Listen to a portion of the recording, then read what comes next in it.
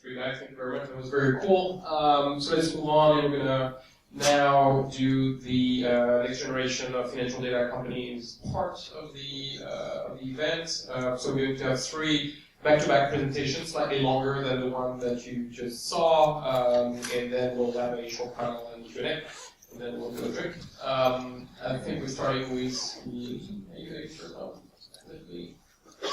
Okay, so Leigh from... So thank you so much for having me. On the silent presentation. No, silent presentation. Yeah, we're just doing the It's really a thrill for me to be here because this building really is the center of my universe, working in the financial data space. So I'm going to give a talk about what we're releasing tomorrow, which is really our analytics layer, and why it's so important for specifically crowdsourcing platforms to have such a robust analytics layer. So a little bit about Estimize. We crowdsource fundamental data points from the crowd, EPS and revenue estimates for public as well as private companies now. We've got about 3,000 contributing analysts on the platform, about 16,000 registered users, and we cover about 930 stocks every quarter, and that's obviously growing pretty quickly. When I say users, that really is everybody, and I'll get to why that philosophy is so important in a second. The platform is free and open. We don't use any kind of a give-to-get model at all, and we don't make anybody to pay to see any of the data. We sell a full feed of that data to a bunch of very large quantitative hedge funds who write some sophisticated stat arb algorithms to trade on our data. And they look at a lot of different things that are going on inside of it, as well as our data set versus several other data sets and how it's correlated to price movement in the market. A little bit about our stack. We're a MongoDB company as well. We're Ruby backbone, JavaScript, and some of our computational stuff is in Go. So crowdsourcing is a really scary thing, especially when you have a philosophy like ours. We are extremely agnostic to the identity of our contributors. They come onto the platform, they sign up either under their real name or a pseudonym, and we honestly don't care who they are. Now, we do collect some structured biographical pieces of data. Are you a professional? Are you non-professional? Are you buy-side, sell-side independent? Or do you work for a hedge fund or asset management firm? But those structured pieces of data are not so that we can qualify an individual. They are so that we can run correlation between those structured biographical pieces of data and different things like accuracy. We're also completely agnostic regarding the methodology of the contributors. So there may be some people on the platform who run big earnings models in Excel, and there may be some people who lick their finger, stick it in the air, and enter their estimate. We honestly couldn't care less. And the reason that we feel that way is because we can measure, rank, rate, sort, and filter so well. And the reason that's so important is because you really do need to have the ability for everybody to contribute in order to get to where we really want to go. And I think where we're almost there, which is representing the market as best as possible. Really representing how the market feels. And when I say that, it's really in juxtaposition to the current sell-side estimate data set out there for many different things that is basically built by the bank's sell-side analysts, who represent one very specific slice of the pie. So we do two things to really make sure that all of this data is extremely clean and then offer a lot of intelligence on top of it, one of which I'm going to talk about, the bottom one, in a second, which we're releasing tomorrow.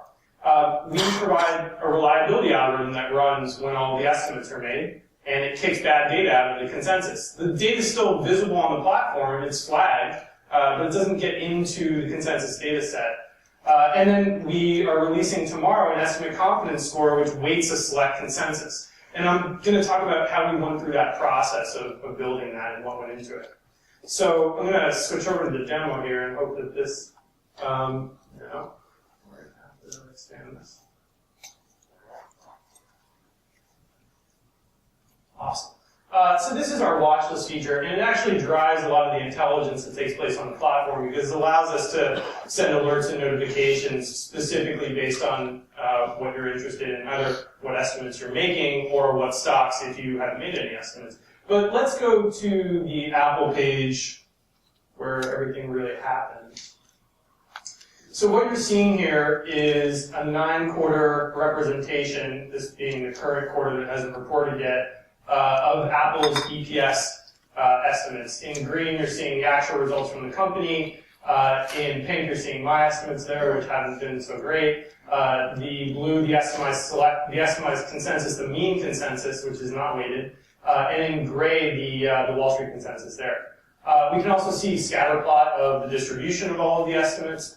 And this is where the platform really gets important. Because the reason people contribute to an open data set, much like they do on Stack Overflow, company that I actually love and we really pattern ourselves after in many ways, they contribute largely for ego.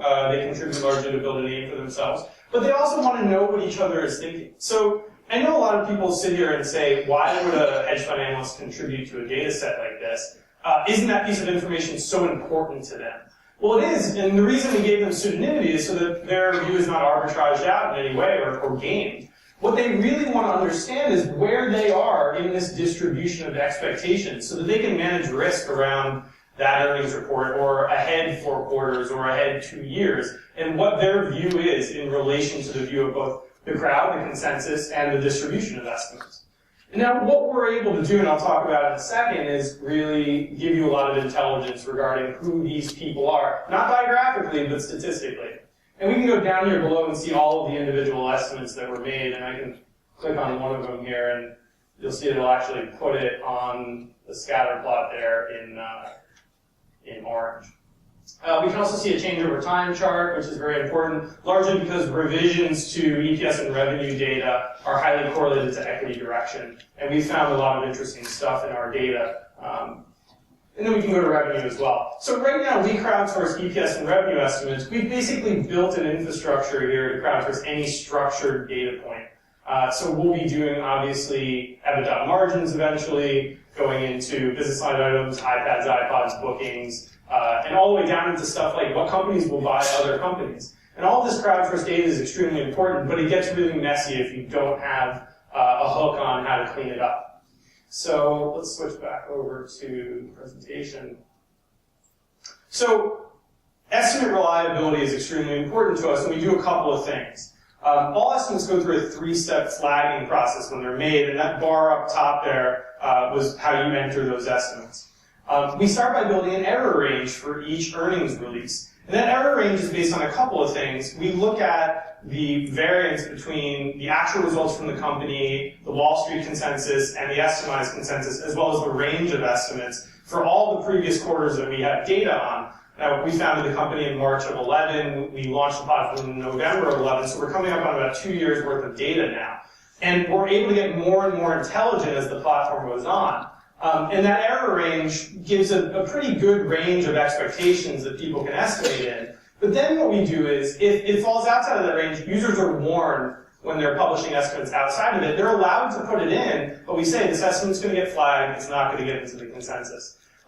Then we review it manually, and we get a lot of false positives, but it does make sure that all of that data is extremely clean. The next thing we do is we put together an algorithm that gives each user a specific range that they can make estimates in based on how many estimates they've made in the past, how old their account is, as well as how accurate they've been. Obviously, as you go forward and we have more trust in you, we give you a wider range of estimates to make. So that's the first step, but this is what gets really interesting. We, over the past 2.5 months, have been building a select consensus model, and it does a couple of things, or here's how we built it. We ran linear regressions between all of the different characteristics of both an analyst and their estimates versus predictive accuracy. So a couple of how long ago did you sign up? How many estimates have you made? How many estimates do you make on an average 3-month quarterly basis? How accurate have those estimates been compared to your peers? What sectors do you estimate in the most? All of these different, what is the bias that you normally have? Is it positive, negative versus the crowd? Where do you fall in that distribution on average? Are you aggressive or conservative?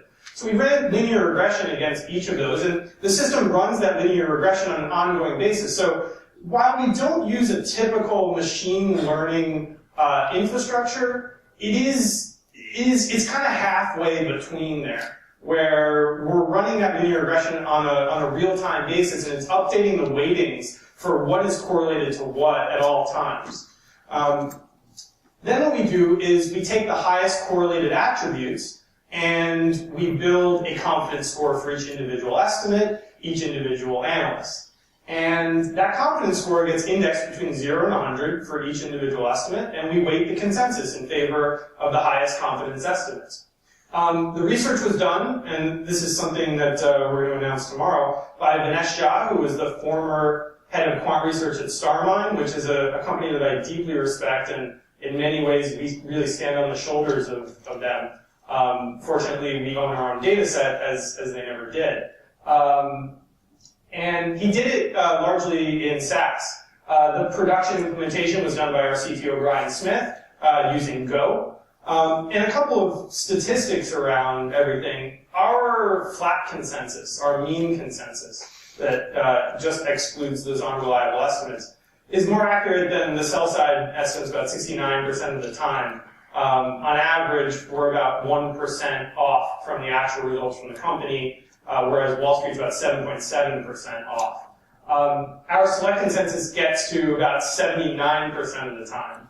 So we're really happy with the outcome of weighting all of this data. The other really important point here about building an analytics layer is that it provides the necessary trust. And I'll be very honest that, when I talk to a lot of people, specifically on the buy side, and I ask them to come onto the platform and contribute to it, I get, kind of a stare like, how do you guarantee that all of this data is extremely clean?